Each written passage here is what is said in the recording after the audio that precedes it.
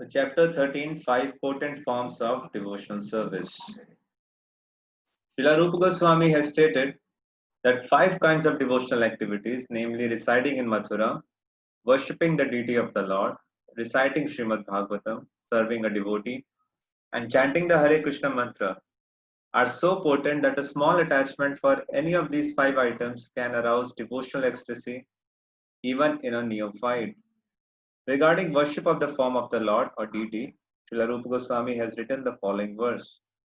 My dear friend, if you still have any desire to enjoy the company of your friends within this material world, then don't look upon the form of Krishna, who is standing on the bank of Keshi Ghat, a bathing place in Vrindavan.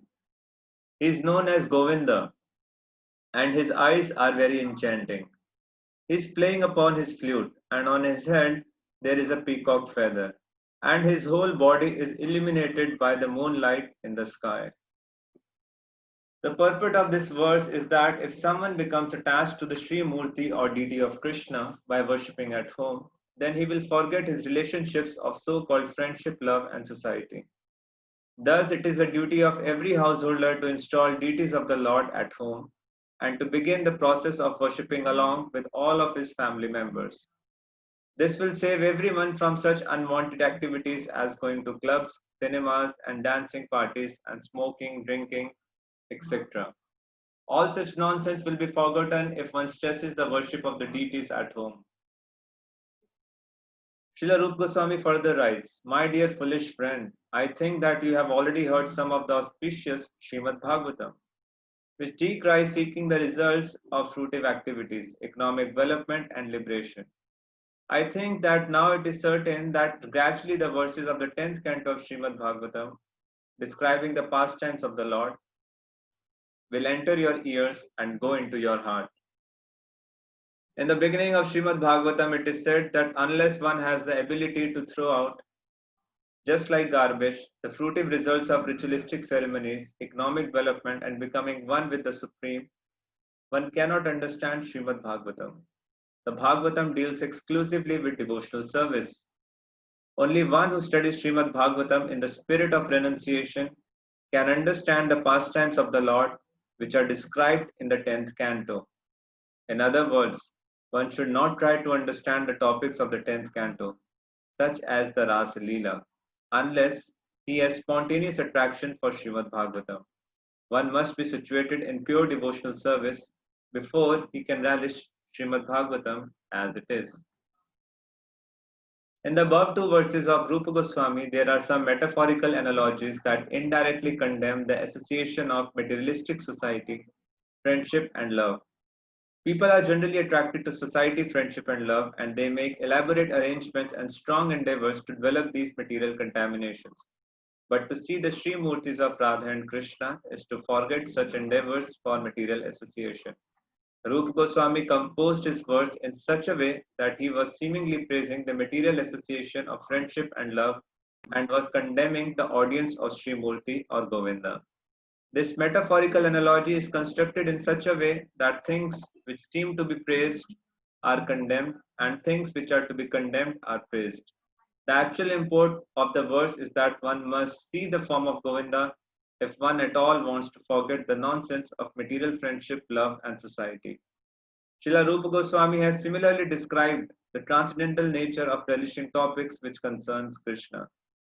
A devotee once said, It is very astonishing that since I have seen this personality of Godhead, who is washed by the tears of my eyes, there is shivering of my body, and he has made me a failure in executing my material duties. Since seeing him, I cannot remain silently at home. I wish to go out to him always.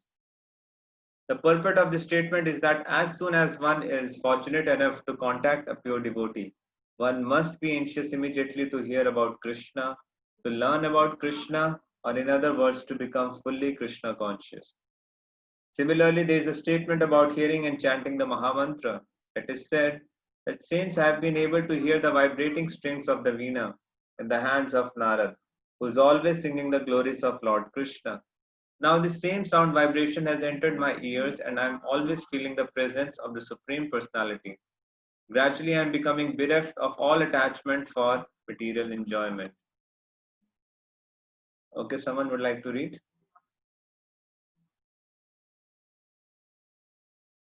Hare Krishna. Again, Srila Rup Goswami has described Mathura Mandal. I remember the Lord standing by the banks of the Ramana River, so beautiful among the kadam trees, where many birds are chirping in the gardens. And these impressions are always giving me transcendental realization of beauty and bliss. This feeling about Mathura Mandal and Vrindavan described by Rupa Goswami can actually be felt even by non-devotees. The places in the 84 square mile district of Mathura are so beautifully situated on the banks of the river Yamuna that anyone who goes there will never want to return to this material world. These statements by Rupa Goswami are factually realized descriptions of Mathura and Vrindavana. All these qualities prove that Mathura and Vrindavana are situated transcendentally. Otherwise, there would be no possibility of invoking our transcendental sentiments in these places. Such transcendental feelings are aroused immediately and without fail after one arrives in Mathura or Vrindavana. In these statements about devotional service, sometimes it may appear that the results have been overestimated, but actually there is no overestimation. Some devotees, as revealed scriptures give evidence, have had immediate results by such association, although this was not possible for all. For example, the Kumaras immediately became devotees simply by smelling the incense in the temple. Bil Mangal Thakur simply heard about Krishna and then immediately gave up his beautiful girlfriend and started out for Mathura and Vrindavana, where he became a perfect Vaishnava. So these statements are not overestimations, nor are they stories. They are actual facts, but are true for certain devotees and do not necessarily apply to all. These descriptions, even if considered overestimations, must be taken as they are in order to divert our attention from the fleeting material beauty to the eternal beauty of Krishna consciousness. And for a person who is already in contact with Krishna consciousness, the described results are not unusual. Some scholars argue that simply by following the principles of Varna and Ashram, one can gradually rise to the perfections reached by practicing devotional service. But this argument is not accepted by the great authorities. Lord Chaitanya also condemned this idea while he was talking with Ramanand Rai about the gradual development of devotional service.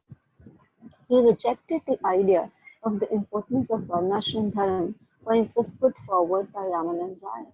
He said that this advancement of Varna and Ashram is merely external. There is a higher principle. In Bhagavad Gita also, the Lord says that one has to give up all other principles of elevation and take simply to the method of Krishna consciousness. That will help one in achieving the highest perfection of life. In the 11th canto, 20th chapter, verse 9 of Srimad Bhagavatam, the Lord himself says, one should execute the prescribed duties of Varna and Ashram as long as he has not developed spontaneous attachment for hearing about my pastimes and activities. In other words, the prescribed forms of Varna and Ashram are ritualistic ceremonies of religion intended for economic development, sense gratification, or salvation. All of these things are recommended for persons who have not developed Krishna consciousness. In fact, all such activities are recommended in the revealed scriptures only to bring one to the point of Krishna consciousness. But one who has already developed spontaneous attachment for conscious for Krishna does not require to execute the duties prescribed in the scriptures. Hare Okay. Krishna. Thank So you so this much. chapter 13, it talks about the five most potent form of devotional service. What are they? The first is Mathura Mandalistita, that is residing in Mathura. Then is Sri Murte Angri Sevane, worshipping the deity. Third is Sri Bhagavatar Aswado, hearing Srimad Bhagavatam and relishing Krishna consciousness through that. The fourth is Sri Nam Sankirtanam, and fifth is serving a devotee. Sajatiyashaya Snigdha Sri Bhagavad Bhakta Sango. So Srila Prabhupada is writing that these practices, why are they most potent form of devotional service? That because they are so potent that even a slight attachment with any of these five items can arouse devotional ecstasy even in neophyte stage. And what do we mean by devotional ecstasy? It actually refers to the bhav bhakti. And neophyte means a person with weak attachment. So thus a person with weak attachment to Krishna can quickly achieve a bhav bhakti, the platform of bhav bhakti, by practicing any one of these five most potent items. Residing in Mathura, worshipping the deity, hearing Srimad Bhagavatam, chanting Hare Krishna mantra, and serving a devotee. So Srila Prabhupada says that these five most potent items as pillars on which he built ISKCON's basic spiritual program. Chanting Hare Krishna, daily Srimad Bhagavatam class, lavish deity worship, association of devotees, and establishment of extensive facilities in Mayapur and Vrindavan and the temples all over the world. So if you see Prabhupada morning program is and the entire program that he prescribed for all of us is actually built upon these five are the pillars of that program, and certainly all other items that we read so far, they also are very important, but these are specifically potent that in a neophyte stage also they can award bhava to the practitioner. However, these powerful items will not bestow their effect as long as a person commits offenses. So therefore, any devotee who wish to make rapid advancement, it should focus on these five potent items and very intelligently avoid offenses, specifically offenses to Vaishnavas. So now in the entire chapter, so there were different examples about how each item evokes bhava. So what are the examples that have been given for Sri Murte Seva, worshipping the deity? Can someone tell?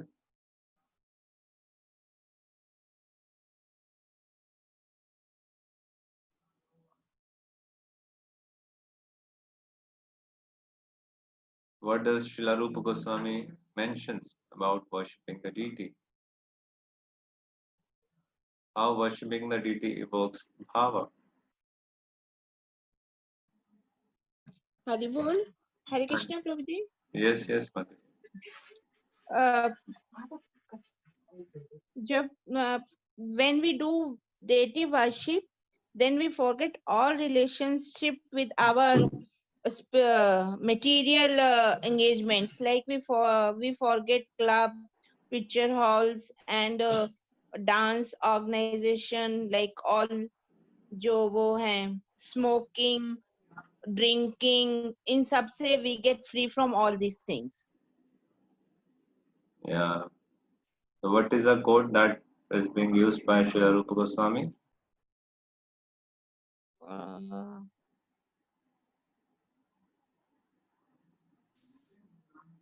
What he says was correct. What is the quotation that Srila Rupa Goswami, what is the metaphor that he uses? He uses ki प्रभु जी मेरे पास हिंदी के अंदर है, हे मूर्ख मित्र, मेरे विचार से तुमने मंगलप्रद श्रीमद् भागवत को पहले से थोड़ा बहुत सुन रखा है, जिसके अंदर कर्मों, आर्थिक विकास तथा मुक्ति के फलों की That is for hearing Srimad Bhagavatam. या इसके लिए केशी घाट वाला है प्रभु जी। हाँ जी, हाँ जी. So my Keshi dear Ghat friend, के ऊपर खड़े कृष्णा को देखना। yeah, correct. So this verse was so dear to Krishna, so dear to Srila Prabhupada. He once asked Yamuna Mataji to write this verse on a picture of Krishna who's standing at the bank of Yamuna, and that picture was pasted in the temple hall. I'm forgetting which country it was, one of the Western countries. So, my dear friend, if you still have any desire to enjoy the company of your friends within the material world, then don't look upon the form of Krishna, who's standing on the bank of Keshi Ghat. He's known as Govinda, and his eyes are very enchanting. He's playing upon his flute, and on his head there is a peacock feather, and his whole body is illuminated by the moonlight in the sky. So, thus, instructing one to see the beautiful deity of Govinda in Vrindavan. And thereby, what is the result of taking darshan of the deity of Govinda? One becomes completely indifferent to the attractions of the material world. The complete indifference is also one of the 9 symptoms of Bhava Bhakti.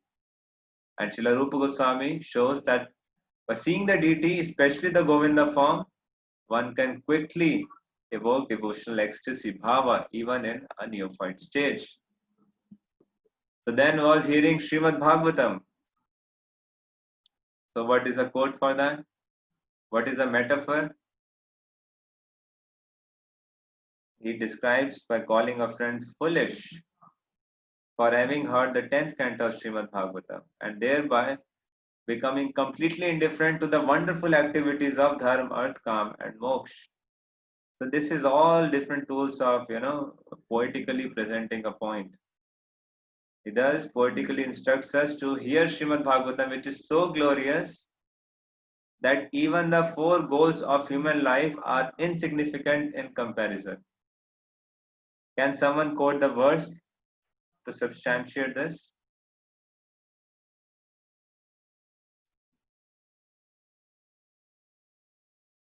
Hearing Srimad Bhagavatam is so glorious that even dharma, arth and kam, moksha, the 4 so-called goals of human life are insignificant in comparison of hearing Srimad Bhagavatam.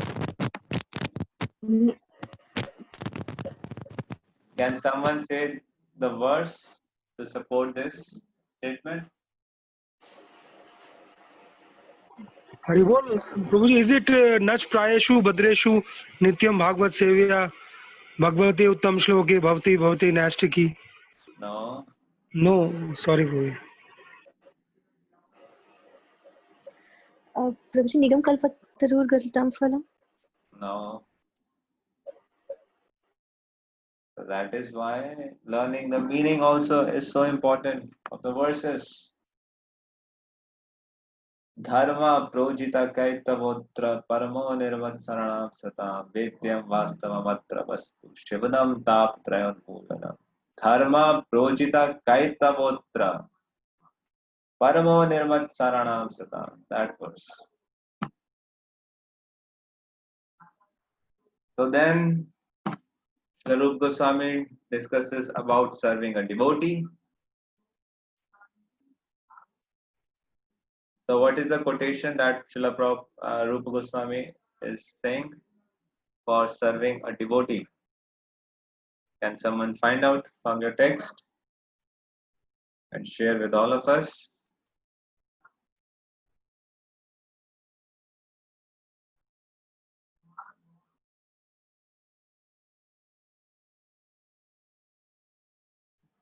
So Srila Rupa Goswami is describing the rich devotional sentiments of a devotee in whose heart the Lord has appeared. And Srila Prabhupada translates as, it is very astonishing that since I have seen this personality of Godhead, who is washed by the tears of my eyes, there is shivering of my body, and he has made me a failure in executing my material duties. Since seeing him, I cannot remain silently at home. I wish to go out to him always. So this text also is exemplifying how one can achieve bhava by seeing the form of Lord. But the actual purport is association with devotees who are enriched with such devotional symptoms have tremendous potency to inspire our own Krishna consciousness. And thus, serving a devotee who is carrying the form of Krishna within his heart is have such tremendous potency. Krishneti जैसे Sorry, someone is saying anything?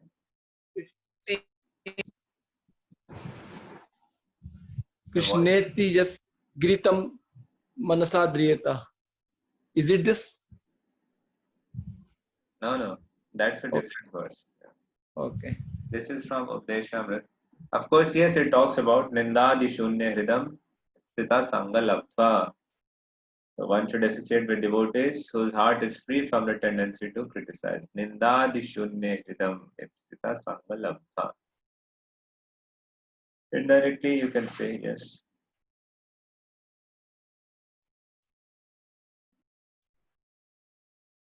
Then is the chanting the Hare Krishna mantra. And what is that quotation?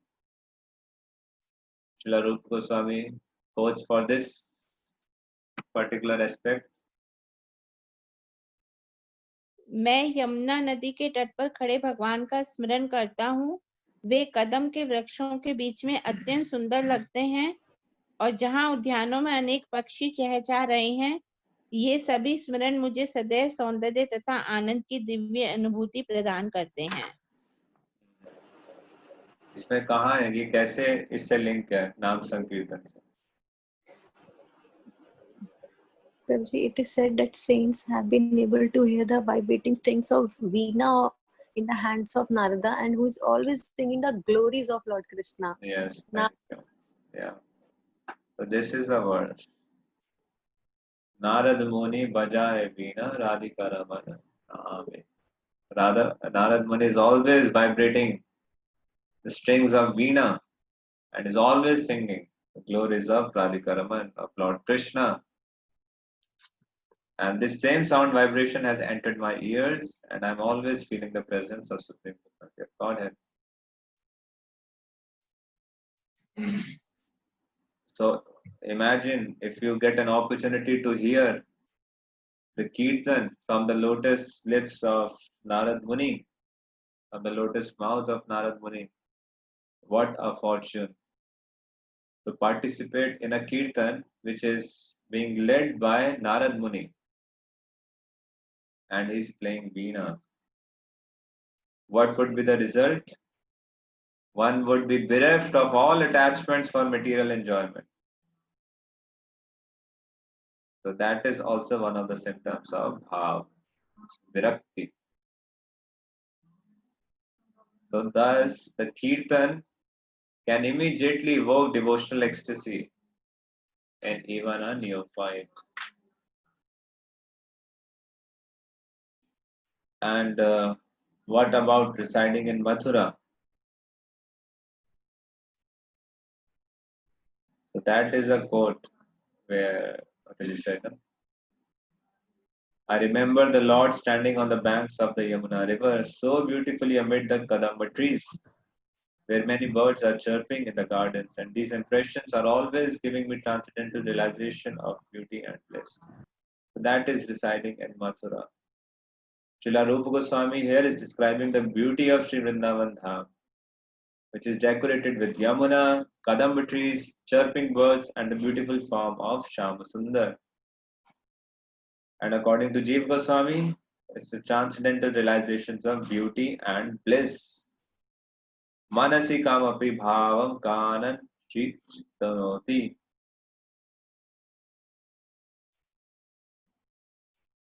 And what to talk about residing in Vrindavan? Simply by remembering Vrindavan can cause powerful realizations within the heart of that person. It can arouse transcendental feelings. And Srila Prabhupada is writing very amazing sentence here. So he writes,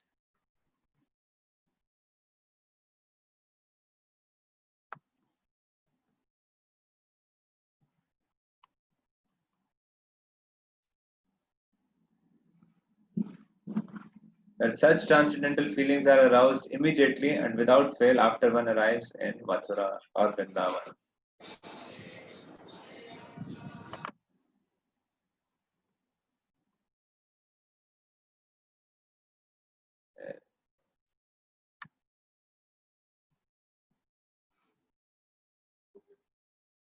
And Srila Prabhupada and Srila Rupa Goswami are explaining that results of these items are not overestimated.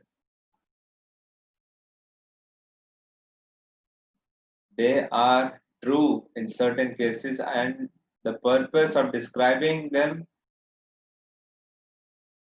that they are fully potent to evoke bhav bhakti when they are executed without any offense.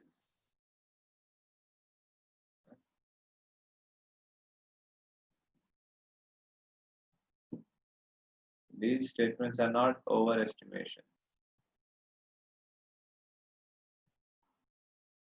but they are true for certain devotees and may not necessarily apply to all. And even if one is thinking they are overestimation, it must be taken as they are, because we want to divert our attention from the fleeting material beauty to the eternal beauty of Krishna consciousness. First of all, they are not overestimation. And even if someone is thinking that they are overestimation, it is simply to divert our attention.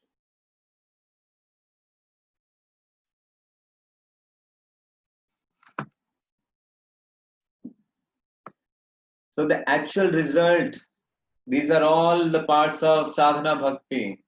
And what is the result of sadhana bhakti? Can someone say what is the result of sadhana bhakti? It can evoke the bhav bhakti in the heart of a devotee. Yes, the result of these 64 activities is bhav bhakti.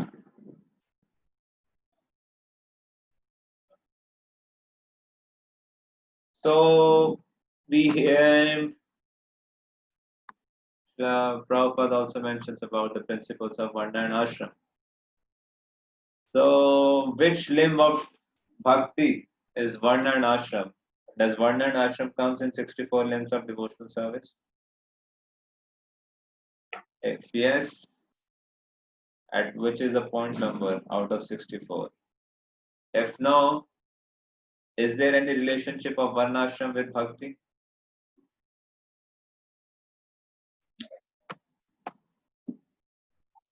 So what do you think? Varnashram dharma, is it part of devotional service or no? Brahmachari, Grihastha, Vanaprasth, Sannyasi, that we do it so much. He's a Brahmachari, he's a Grihastha, he's a Grihastha, and they are Vanaprastha and he's a Sannyasi. So being a Brahmachari or Grihastha or Vanaprastha or Sannyasi, is it a part of devotional service or no?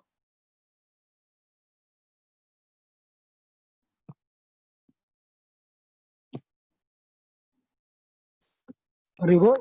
Yes. Yeah, yes, Prabhuji, it is a part, because in every ashram, we will always remember the right goal of our life. Because in other, if we prolong the ashram, maybe the life with grass may extend to 60 years, we may forget it. If we continue doing the right ashram in the right age, we'll continue with remembering the right goal of our life, and we will do something for it only. Okay. Anyone else?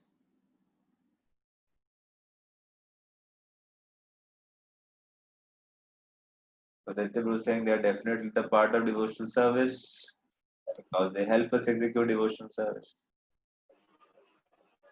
Okay, let me ask you another question. Where did Srila Rupa Goswami mentions, because sadhana bhakti technically means these 64 items. So does Varnashram Dharma comes under the 64 items of devotional service of sadhana bhakti? Prabhuji, when a person start from the sadhana bhakti, his attachment is very less. So, or no attachment. So from the starting, it can be done. It would be.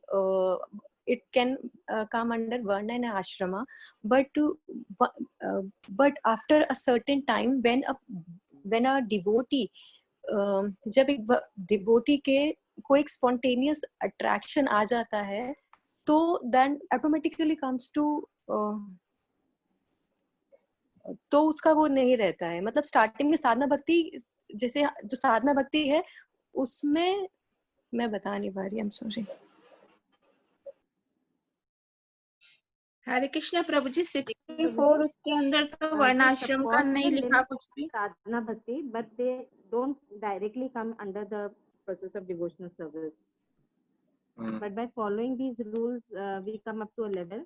And here, how it is written that once a person reaches Krishna consciousness, then it is not necessary for him to execute these prescribed duties. Okay. So yes, Srila Rupa Goswami is analyzing Varnashram Dharma. And what is his conclusion? That it is not a part of bhakti. It is not an item of bhakti. Nowhere under the 64 lines Srila Rupa Goswami mentions about following Varna and Ashram. However, a person who is not yet fully attracted to unalloyed glorification of Krishna, so they utilize Varnashram Dharma. For what purpose? To regulate themselves and to purify the material desires, which are oftentimes distracting devotional service. So the purpose of Varnashram Dharma is regulation and to purification from material desires. For example, even marriage is not on the list of 64 items of devotional service. Srila Rupa Goswami do not mention marriage as one of the items of devotional service. But a devotee, he may enter Grihastha ashram if he find necessary to avoid sinful life and stay on the path of progressive path, stay on the path of devotional service. So if the purpose of Varnashrama is aimed for devotional service, then they can be considered as a subsidiary item of devotional service. They do not come under 64, but they are there to support doing all these 64 items, to facilitate them. But if the aim is not purification, if the aim is not surrender, then no aspect of Varnashrama can be considered an item of devotional service. Right? And that is why Srila Prabhupada dedicates the last section of this chapter in this discussion. He rejected the idea of the importance of when it was put forward by Ananda, merely external. So although it is merely external, it is not the essence or item, but sometimes externals are important to hold the internal. For example, if you have a glass and there is water or juice in the glass, certainly the juice is the ultimate substance. But to hold a juice, glass is required, that's external.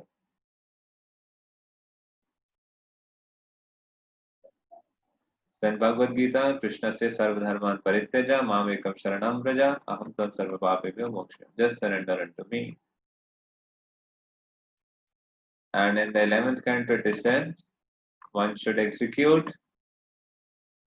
prescribed duties of Varna and ashram as long as it not burns spontaneous attachment.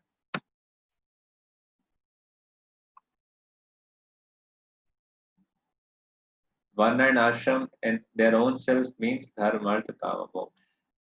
But devotional service rejects even that.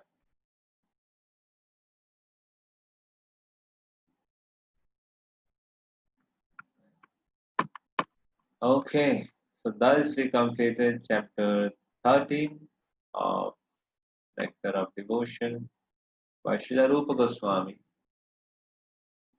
who is the author of this book. And tomorrow we'll do chapter 14. Just a second.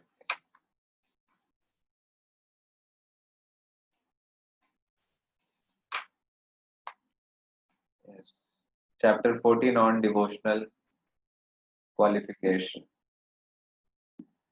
So, just like in the end of this chapter 13, Srila Rupa Goswami is analyzing the relationship of various spiritual practices and pure devotional service. In this chapter, Srila Rupa Goswami is explaining about the relationship between Varnashram and devotional service. And similarly, in the next chapter, this discussion will continue. What is the relationship between Gyan and Vairagya and pure devotional service? And then what is meant by Yukta Vairagya and Falgu Vairagya? And Yam, Niyam, all those things would be discussed in chapter 14. Right? Okay, so we'll stop here. Let's see if anyone has any questions. We can take those.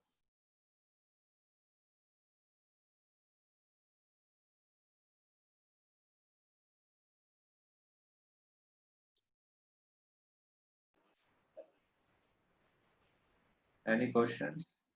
हरे कृष्ण प्रभु जी, दंडवत प्रणाम।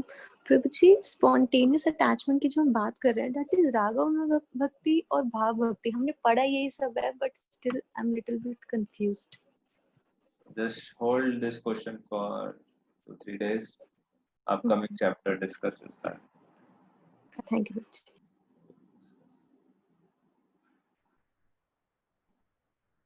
Fine. Any other thing?